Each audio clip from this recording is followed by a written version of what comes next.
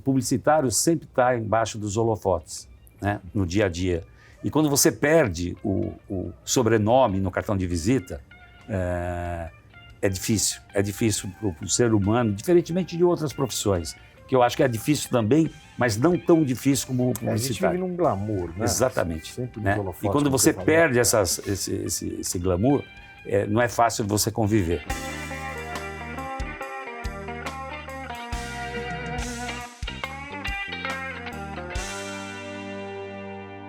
Olá pessoal, eu sou o Cuca do canal Homens de Prata e é com imenso prazer que apresento mais um episódio do nosso programa. Não esqueça de se inscrever e curtir o nosso canal nas redes sociais. Hoje vou receber uma pessoa muito divertida no mercado publicitário, um amigo meu de longa data. Paulo Gregorassi, muito prazer de recebê-lo, um homem de prata de peso. Que é isso. Tudo bem com você? É um prazer. Prazer é todo meu, Cuca. Legal poder estar aqui com você nesse programa que já é um sucesso, né?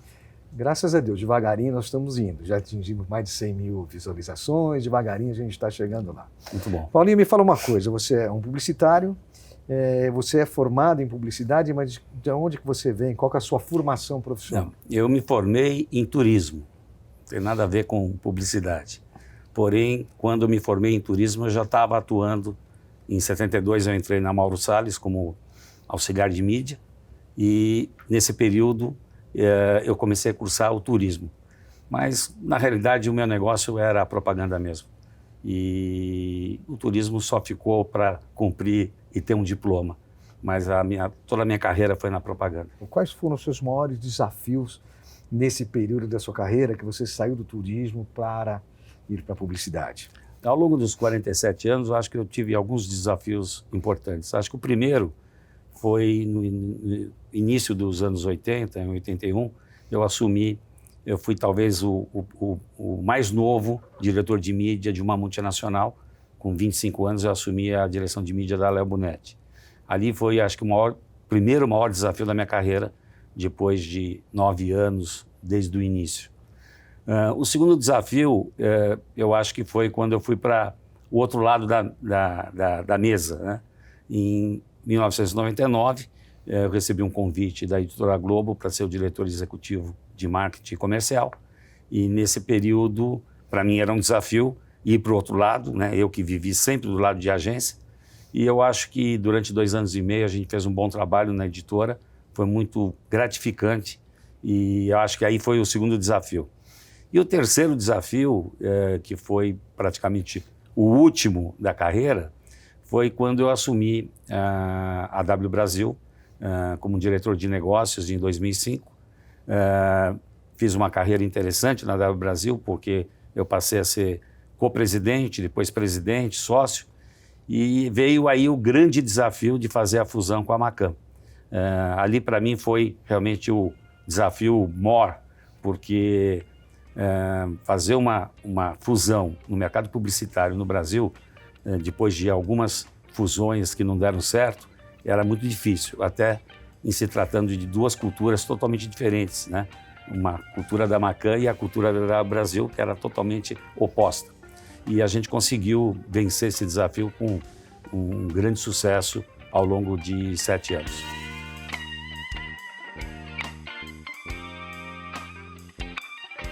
Eu quero te fazer uma pergunta que acho que muita gente está curiosa quando eu falei em Washington Oliveira.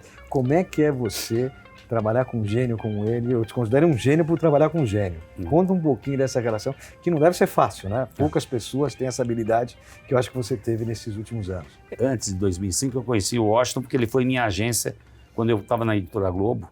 Eu conhecia primeiro ele do mercado, obviamente, e em 99, quando eu fui para a Editora Globo, eu trabalhava na revista Época. Foi no momento que a revista Época estava chegando ao seu 1 milhão de exemplares. E eu, nesse momento, escolhi uma agência para cuidar da revista Época, da imagem da revista Época. E escolhi o Washington Oliveto. Numa concorrência que a gente fez, eu escolhi o Washington Oliveto. E a W Brasil fez uma das melhores campanhas, a mais premiada no mundo, que foi a Semana, um comercial de 3 minutos, da revista Época. É um poema o comercial. O comercial tem 3 minutos hoje, imaginar um comercial de 3 minutos da televisão é quase que impossível. Mas naquela época também era impossível, era caro, e a gente conseguiu colocar no ar uma campanha, ganhou Cannes, ganhou Clio, ganhou todos os prêmios na época. E eu me considero um cliente, como cliente, né? Porque eu era cliente nessa época, trabalhava no veículo, mas eu era cliente. Eu aprovei esse comercial, né? E o Washington sempre fala, olha, que eu estou no Guinness, porque eu tive 100% de aproveitamento, porque eu aprovei um comercial na vida, ganhou tudo e eu voltei para a agência, né? Então, ali eu conheci o Washington, vi, né? E aí tive a oportunidade, em 2005, de ser chamado pela DAB Brasil para trabalhar como diretor de negócio. Foi uma proposta, eu brinco, indecorosa, porque eu fui com redução de salário para lá, mas eu acreditava no desafio, eu acreditava na ideia e acreditava numa agência premiada, uma agência excepcional e no Washington. E aí fiz a carreira dentro da agência, cheguei a sócio, cheguei a presidente e depois fui responsável, junto com o Washington, a gente fazer a fusão com a Macan. E a gente hoje é amigo, mais do que sócios, né? Não tenho nem dificuldade de conviver com ele sendo um corintiano roxo e um palmeirense roxo. Você viu que eu não toquei em futebol. Você não tocou nesse assunto, mas eu vou tocar no assunto. Porque a gente nunca discutiu futebol. Por incrível que pareça, em 15 anos que eu trabalho com o Washington, uma vez ou outra vem uma brincadeirinha, tal, quando um perde, outro perde, mas a gente sempre se respeitou.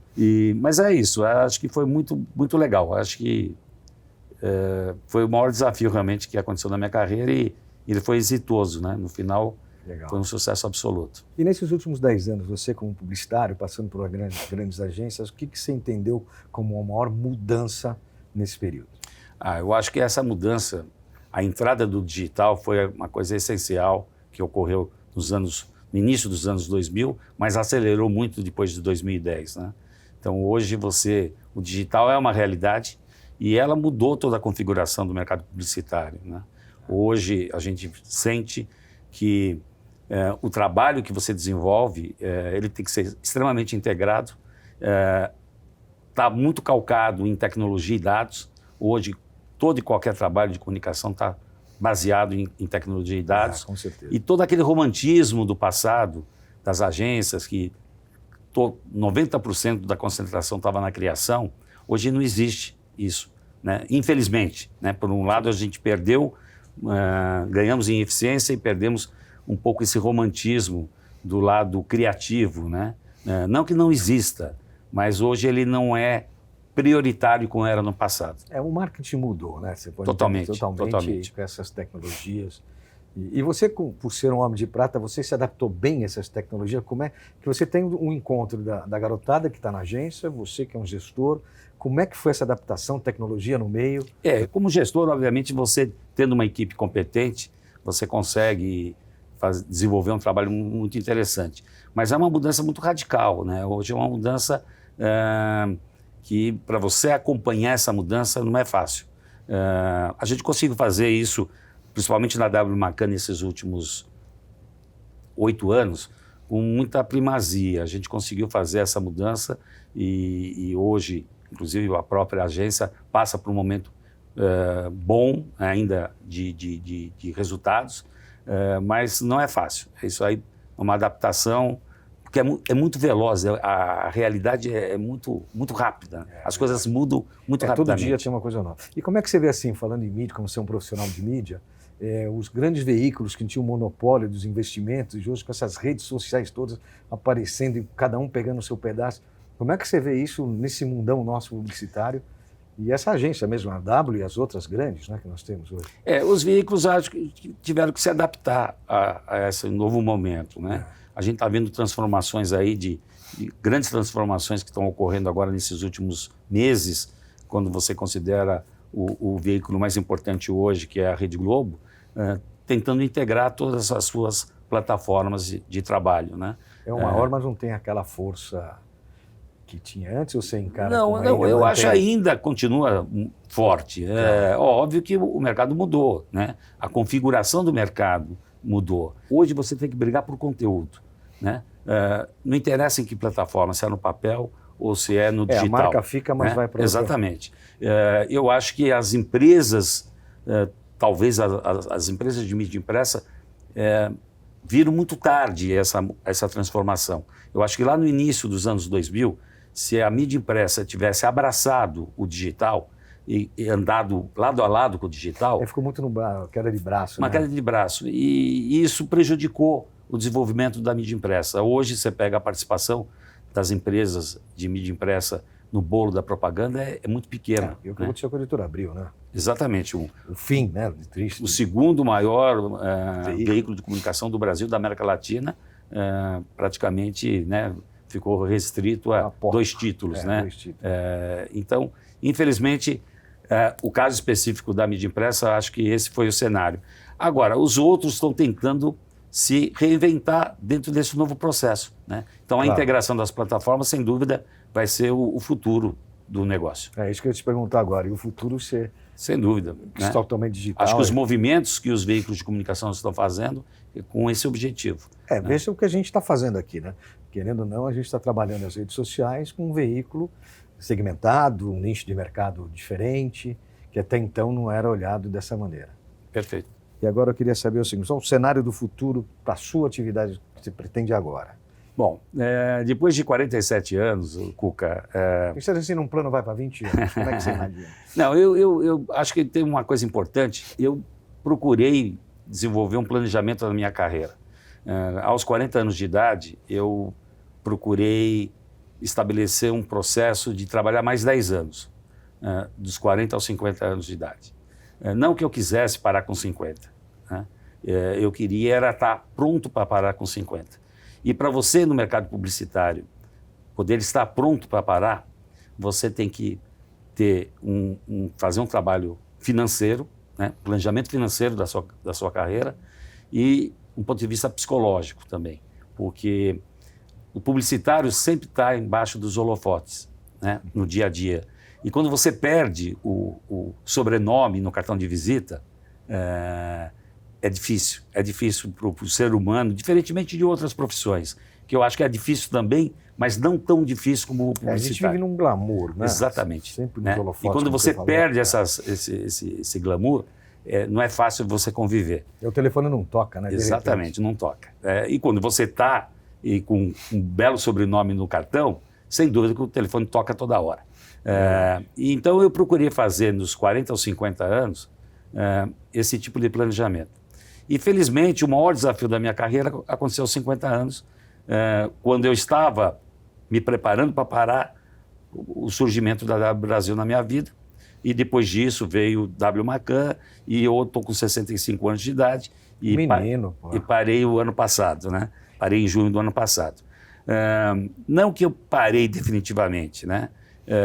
Hoje minha ideia é fazer alguma coisa para ocupar, né? Usar a cabeça e ocupar em alguma coisa que seja muito mais tranquila, que possibilite eu ficar com a minha família, viajar.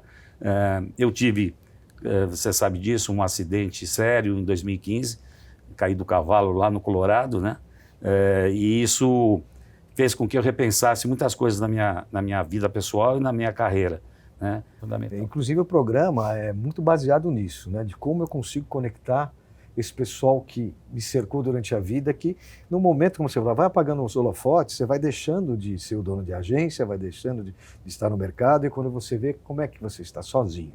E essas conexões através do programa me recolocou nas amizades, é muito legal isso. Então as conexões com as pessoas e com o mundo que você fez bem é muito legal. Então esse é o preparo psicológico, né? Às vezes as pessoas se preparam financeiramente, mas não se preparam psicologicamente, e aí é complicado.